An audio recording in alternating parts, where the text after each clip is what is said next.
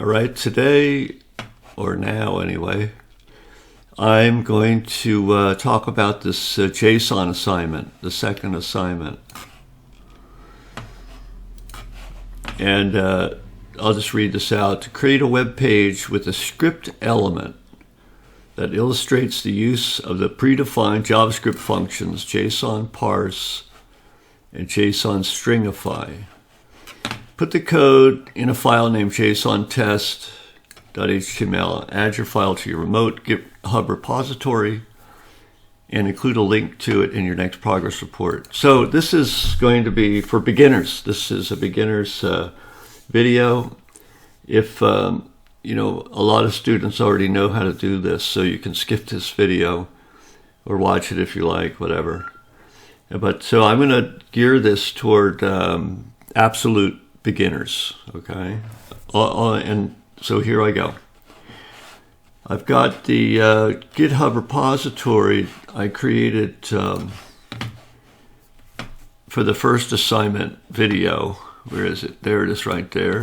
This is a folder that has the sort of checked out version of the main branch. You can see there's a README file in there and this index.html. We looked at this last time. And this is, if you look at this, is a hidden folder, .git. That's it's actually a folder, and in there, this is the repository. It's a subfolder. And then you have these files out here. This is the checked out branch. What do you call it? The working directory. I'm not sure what you would call it, but we have the branches checked out there. So I'm going to open that up with git bash. Yeah, I'll do pwd. You'll see that's the location. And I'm going to let me adjust the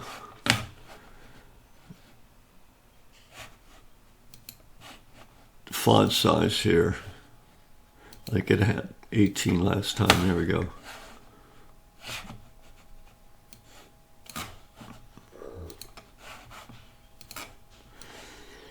So if I do git status, I'm a little slow this morning, so just give me a little time to get warmed up. So here we are. There's nothing to commit, so we've got something. So what we need to do for this assignment is to create a file named JSON test.html. And in this file, we're going to have a script element. So let's take a look at that. And I can do this. There's many ways to do this. And I'll just create a text document here. And we'll call this, well, I pasted that. I can edit that in Notepad.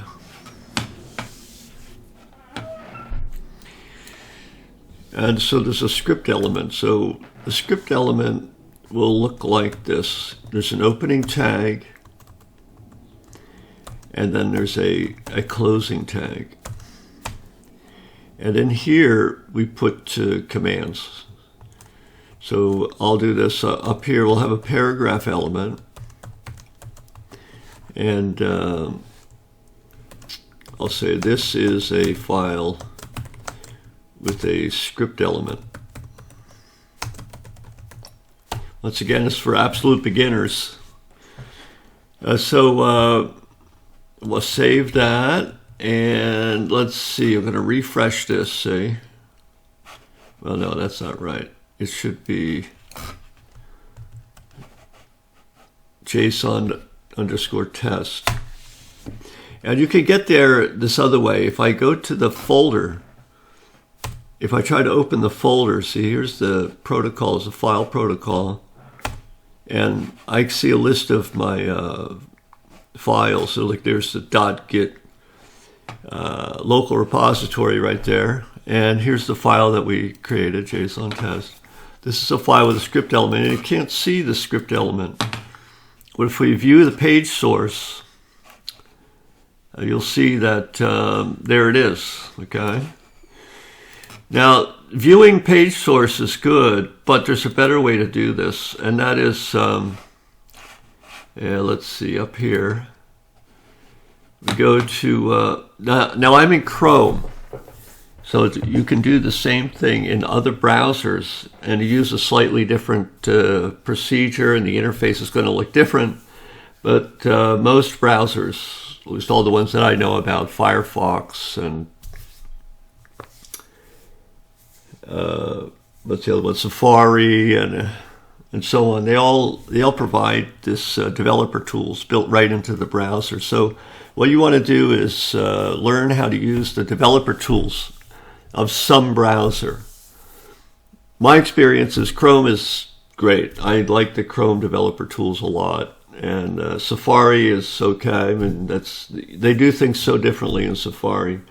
Well, you need to learn really how to access the developer tools in pretty much every main browser to test certain things. And but I don't want to get into that too much there. So anyway, pick one browser that you want to work in. I'm going to illustrate how to do this in Chrome, so that might be a good choice. So here it is, developer tools. I see it splits up the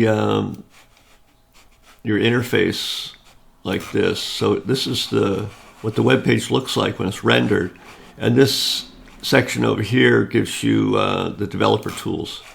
So this is the console. You know, that's like the command line.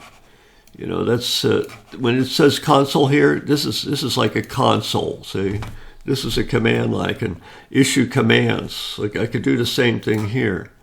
I can do, you know, what is it? I don't know, 1 + 1. Look at that. It computes 2. So this is a console. And you can look at things like, well, I want to get into that right now. And then you've got other tabs here. This is very complicated.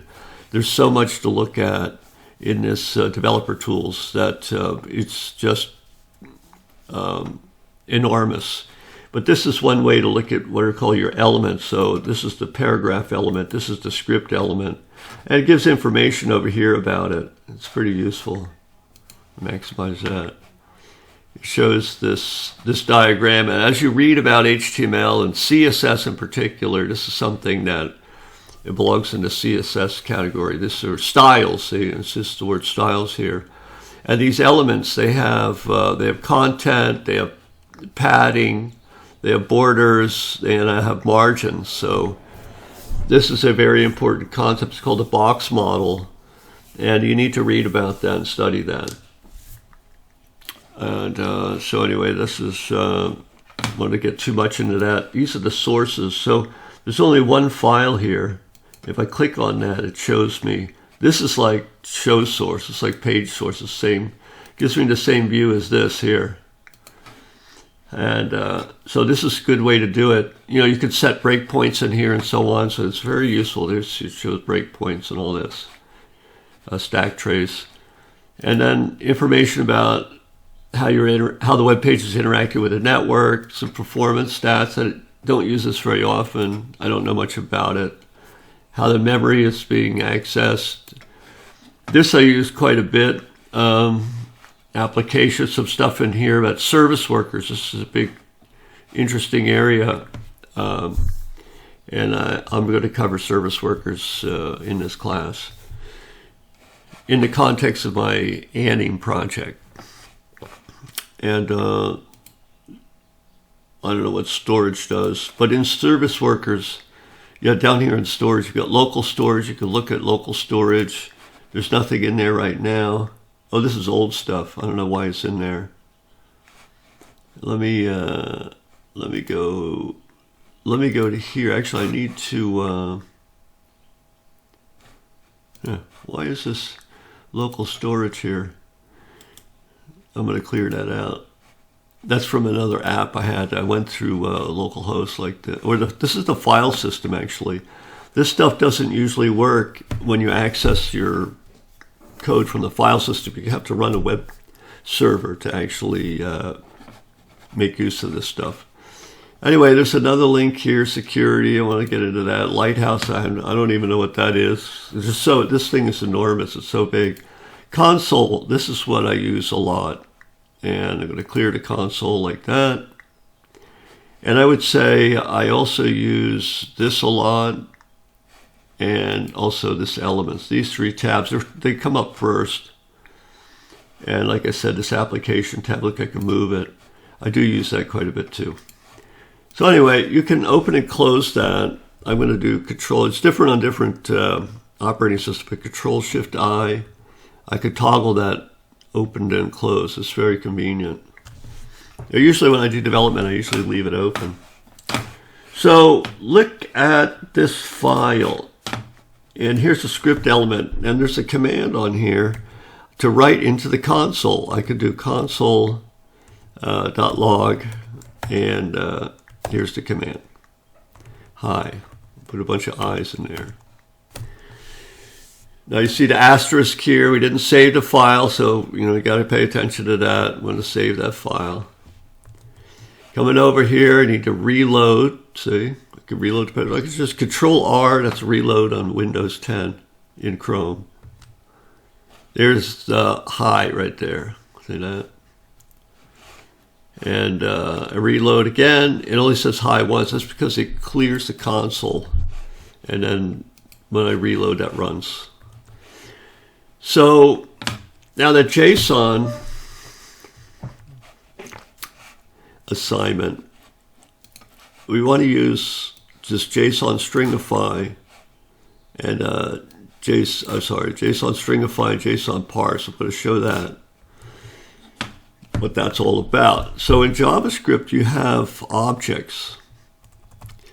So let's do this. Let's get an object. We'll call it, I'm going to go like this. I'll go const. That's constant. And O, I like to use O. And I think it's a pretty symbol to use. And we just create an object here with a field in it, and we'll call that field say X. Should I use tabs? I don't know if I want to use tabs or not. I'll use spaces, 2 spaces, and we're going to go X is a field, and it has a value in it, say 3. And then we have another field, kind of like a point, X and Y, and a Y will have a value in it, say -4. There we go. So these fields are separated by comma. And this doesn't have to be, you don't need line breaks in there. You could just mush it all together. It could look like that as well. That's good too, right? I just put these spaces in. That's optional as well. You don't need that. So you figure out a style. I'll just show my style. So here's an object O with 2 fields in it. One is named X, the other is named Y. And we can take a look at that. We can print, say, this field X. So it's O.X. So that should print 3. All right, we'll save that. Reload. There's the 3. And then, we could do both. We could do print X, and then we're going to print Y to the console, right? So save that, reload, there it is, 3 minus 4. So that's the way to write to the console. And for now, that's what we're just going to do. In the next exercise, the API assignment, I'll dig more into accessing elements in the web page. And so we're not just writing to the console. But for now, we're just going to write to the console. And by the way, this O is actually in here. So if I do O.X, like it shows the 3 right there, O.Y. So O is given global scope. And when we create it like this in the script, this O has global scope. And so we're accessing it here. If we just O.Z, for instance, it's undefined, okay, so it doesn't exist. And if I just print O by itself, it gives me a nice little rendering of the object in its state. It shows the two fields in here. And this object is it's a JavaScript object. See the braces here? It's a JavaScript object with these two fields.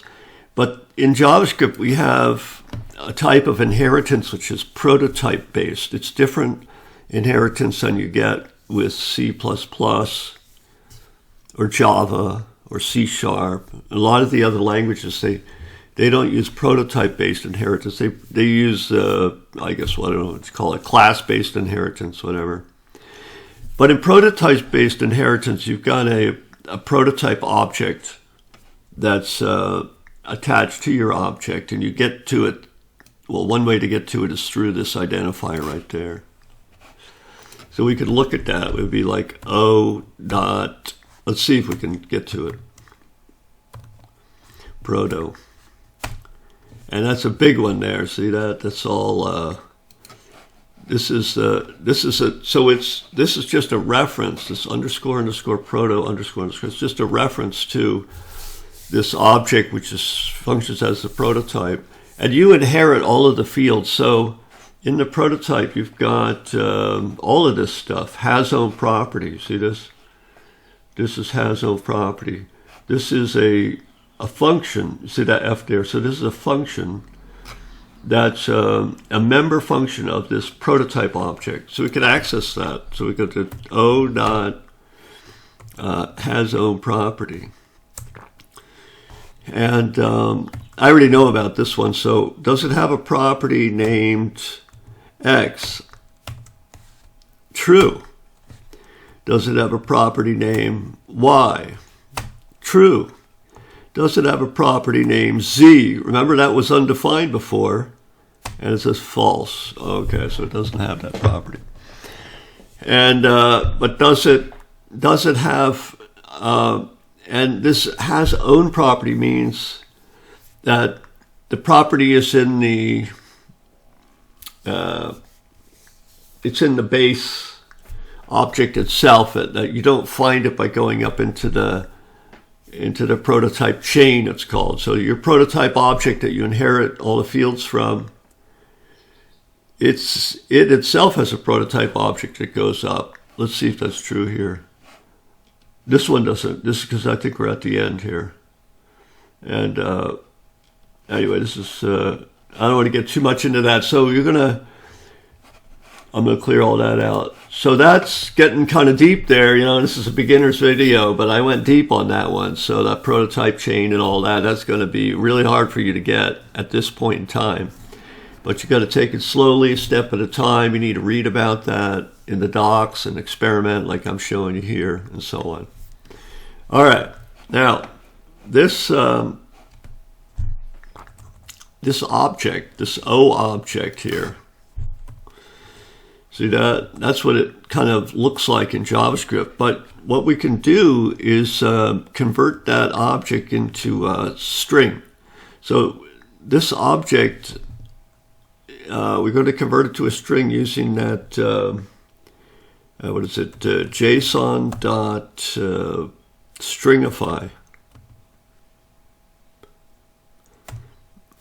Stringify.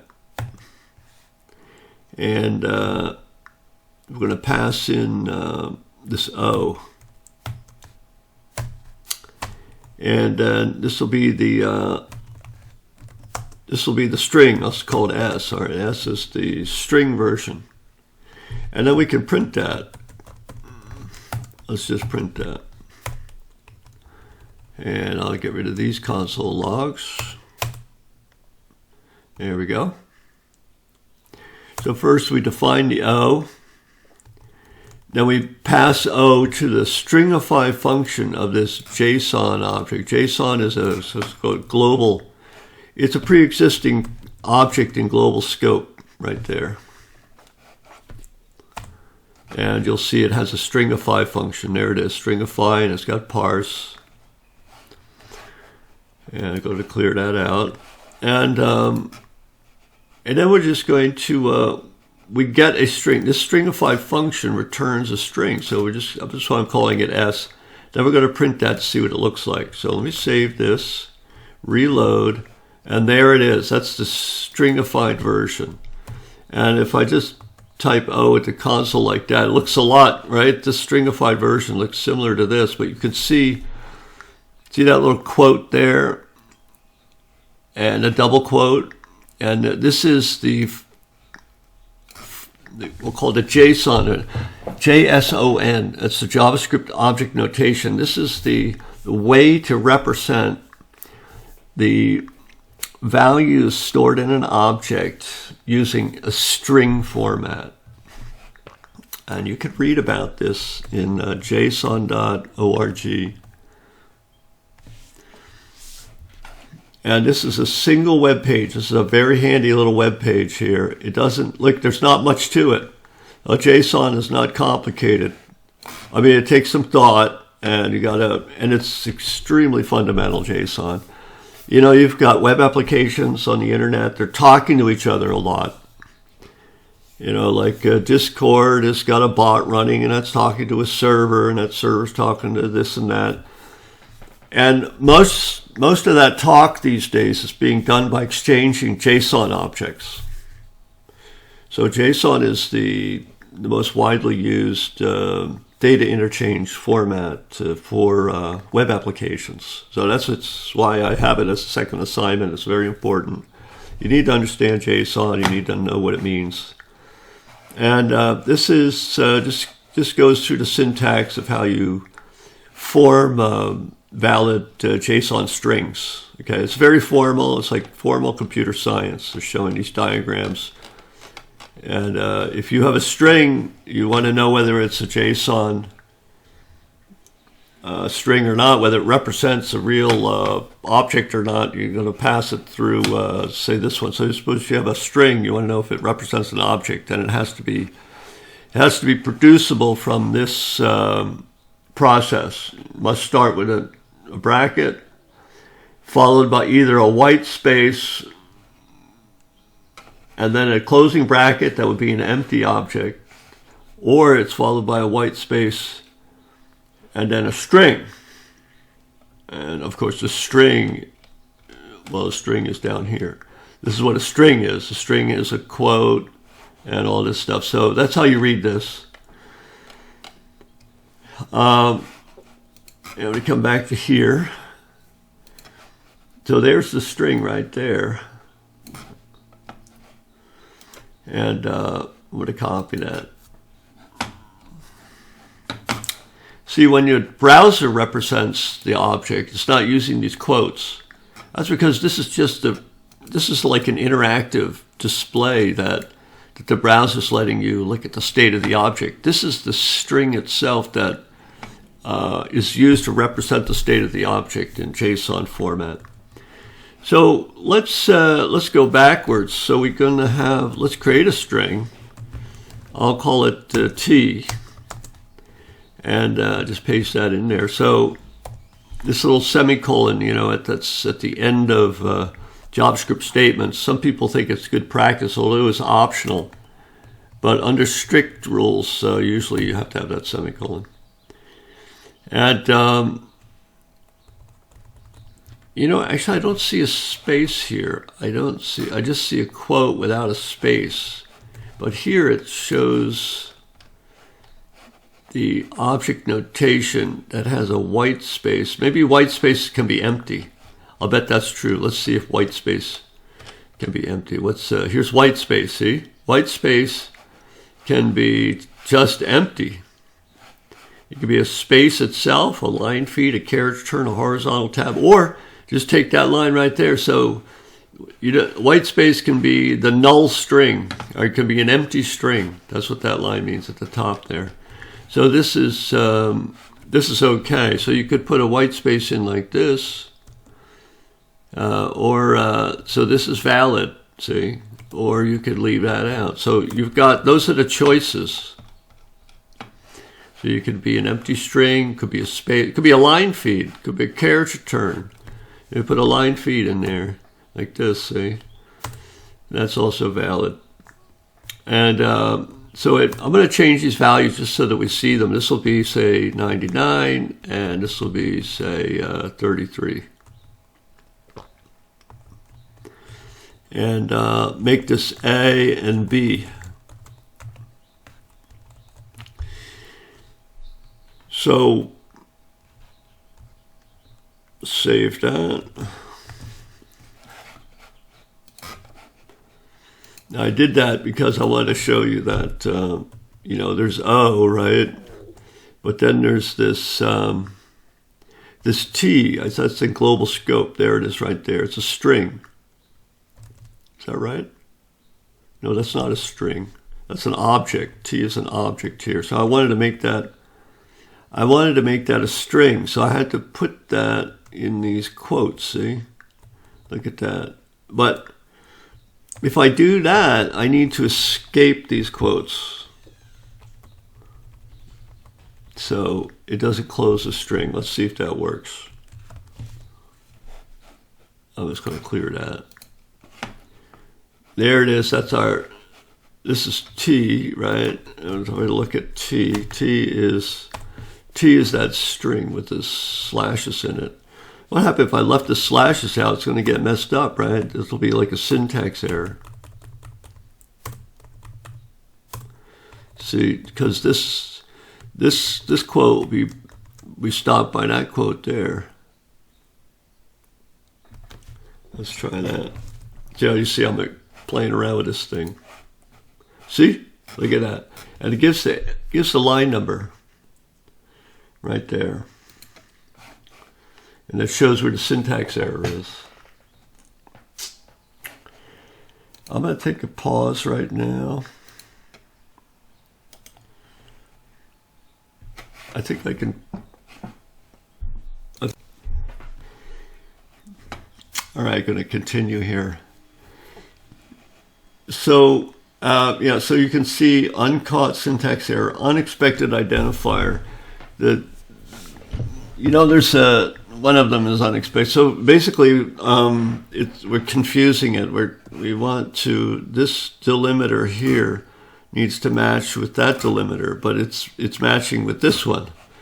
So there's a couple of ways around it. One way is to, of course, use those slashes. I showed that to you. You can escape the inner quotes, but then in JavaScript, you have an alternative way of defining strings. That's use an apostrophe. So this, if we start the string with an apostrophe, then as a delimiter, string delimiter, then it's going to continue to count everything as a character in the string until it hits the next apostrophe. So this will solve the problem.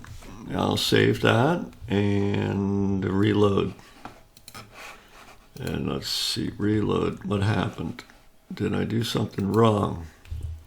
Did I save this thing? And uncaught, unexpected identifier. Oh, yeah. No, why would this not work? What the heck? Oh, I wasn't reloading. So this is good. That's good.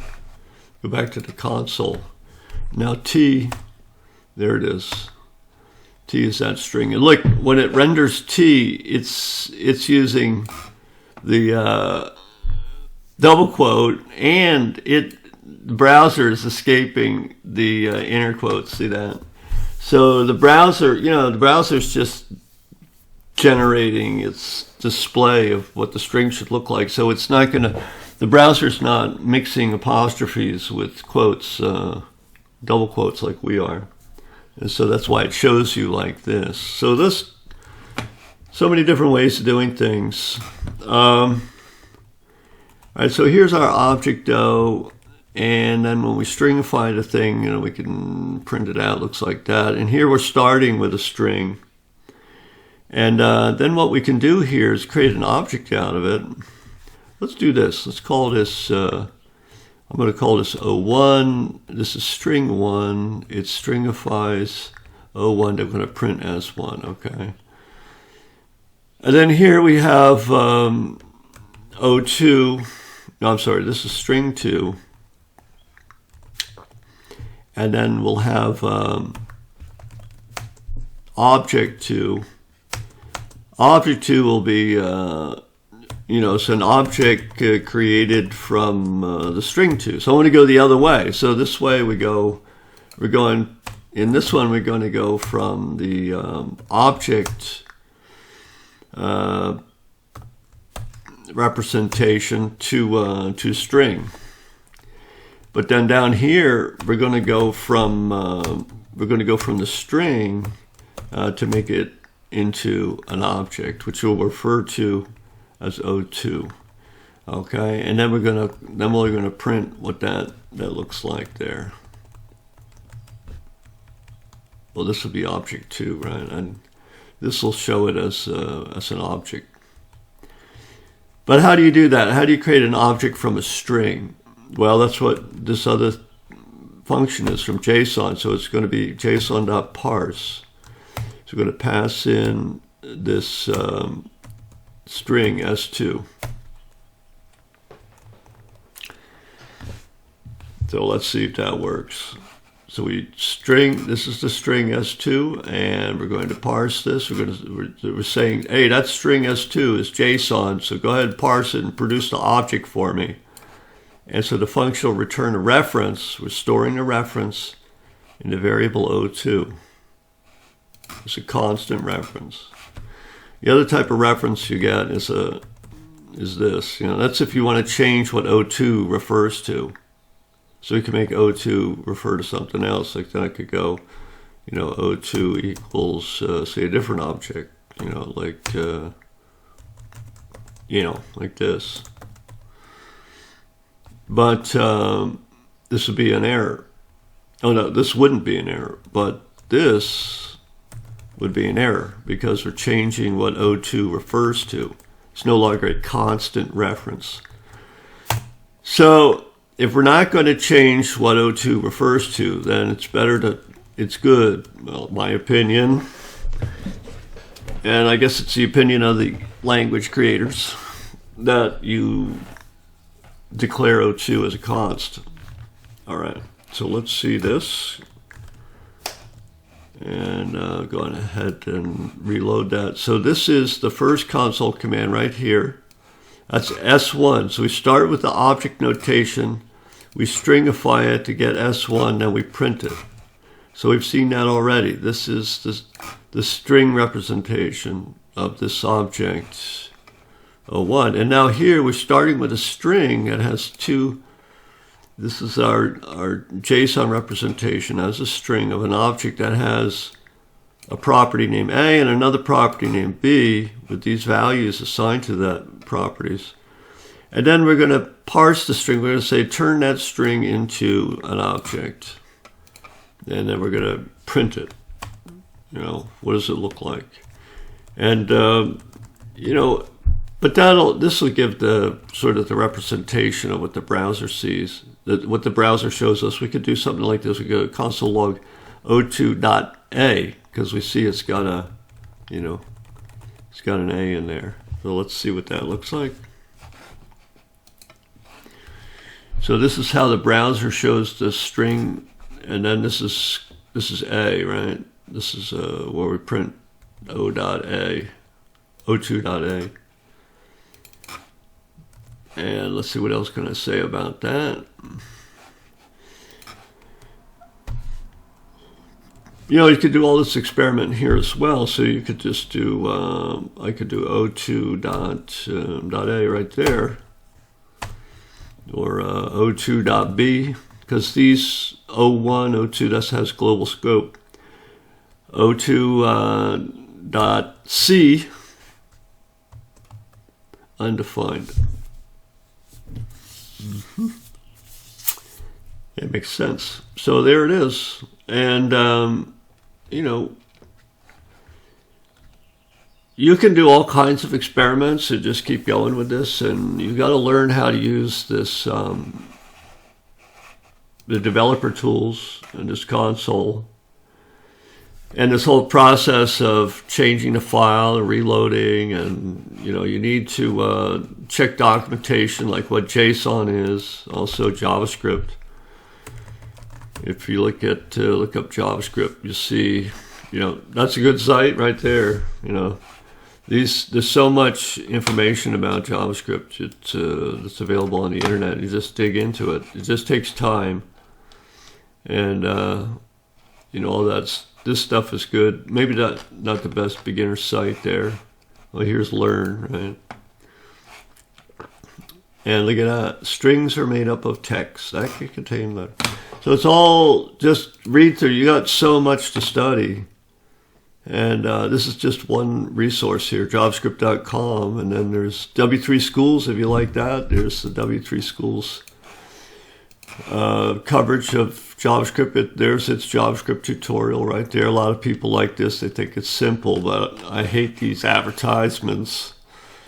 And anyway, like JavaScript output, all this. So it's going to give you a different... Next time I'll talk about this kind of stuff. Just get element by ID. And there's just lots of material. This is another one. I go here a lot. This is when I go. These are all great. These top 3 links here, these are all excellent. And I even though I've done this for years, I go to these sites constantly. The language, the browser API, all the related technology is immense. It's gigantic. And you just can't tell. You can't really digest the whole thing. So you just you learn how to find the stuff you need, and you build an overview understanding. I mean, I have an overview understanding. I can't convey it in one sentence to you. It takes a long time. And you'll develop your own overview understanding, and then you'll use these tools, these websites, these documentation websites are so good to use. And, complete beginners, if that's where you're at, you go there, And sometimes I'll go with a complete beginner too. I mean, like this is a beginner the video I'm giving here, but I'm probably covering stuff that some of the students that are not beginners or benefit from. And JavaScript guide. So it goes on and on. What is a function? What do they look like? And I'll demonstrate this as the semester goes on. But pretty much you're going to need to dig into this on your own in your own time and try to digest things. So let me finish this up. This is the file right there.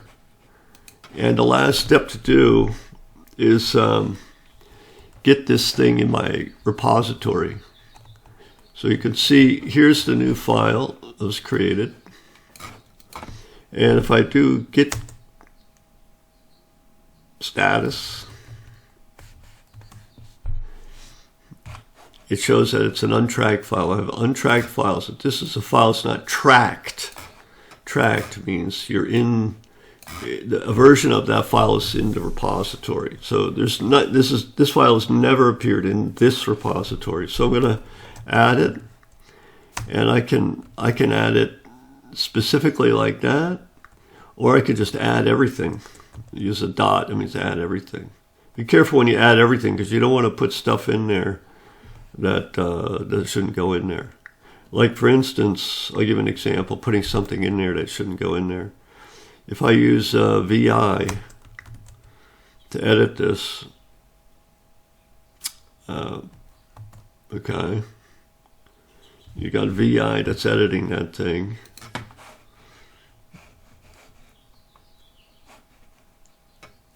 This is it right there, right? So I'm going to open up another window.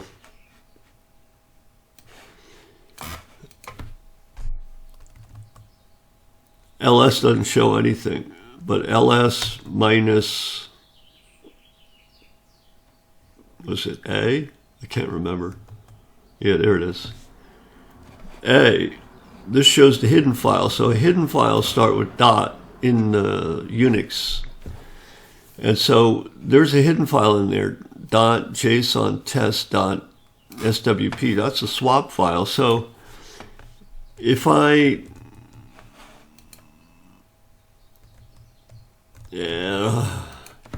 if I want to do git status here, it's going to show that the swap file can be added. You know, it sees this temporary swap file. So while VI is open, if I close VI, then it won't be there anymore. See that? So I'm just saying that you got to be careful. Like, you don't want this garbage in the repository. So it's not always good to get everything in there. So git add and git add dot gets everything. So be careful with that. And I'm going to git status again, and you'll see that changes. There's a new file in the repository, JSON test.html, but it needs to be committed. So it's git commit, and I just use X. I don't like to use comments. And the status now shows that there's nothing to commit. There's nothing to commit. But the local branch is ahead of the remote branch by 1 commit. So don't forget, you got to use git push. The merge changes to the local branch, the local main branch to the remote main branch. So it's very simple. It's just git push. And there we go. And I think I had in the repository there. Let's see if I can get to that.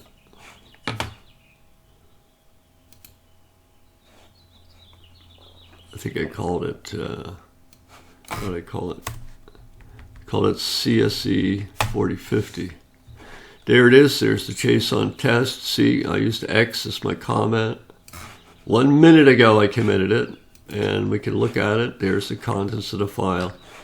So this is, once again, when you send me their progress report, send me a link right there. Send me that link. And I can see your work. I can check to see that you did this. So basically, your repository is just going to keep some experiments. And then maybe you want to develop a project as well. You could create a separate repository for that, or else do it right in this one. Anyway, that's the end of this presentation. Let me just think if there's anything else I wanted to do. Oh, yeah, there's one other thing I wanted to do. And I forgot to do it last time. It has to do with looking at these things on the web. Like this, nice, we have this code. And we can actually post these and make these available through the public internet. And we just go into settings for your project, for your remote repository. And down here I've got, I think it's called pages, right? Down in here. GitHub pages. And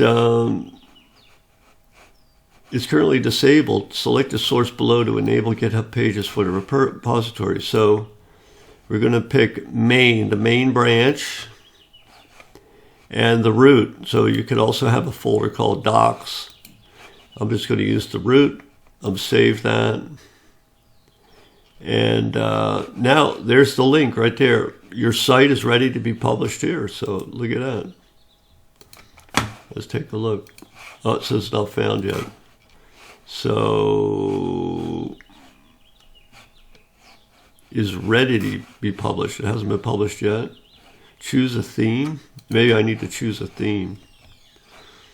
And just don't want any theme, really.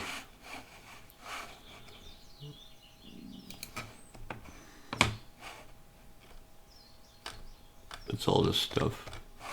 Yeah, I never had to do this before. Let me just get out of this. Select a theme to publish your site with a Jekyll theme. I think I can omit that. Custom domain, we don't need that. I think I did enough. I think this is already good. It just takes a while for this to get live. There it is, see?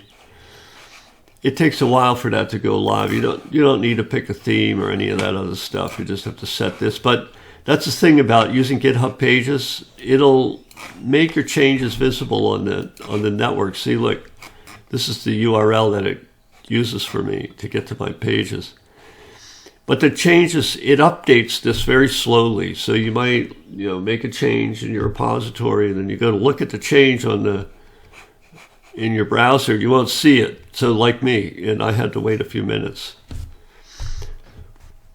So it's not ideal, but just to let you know, it's there if you want to use it. So this is JSON _test.html. That's what we called it, right? There it is.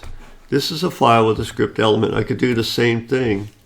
There it is. See, I can, just like we're in the local, but we're not in the local file system. Now we're on the internet. See, there's the protocol, and we're accessing our files through this GitHub Pages service, which is very nice.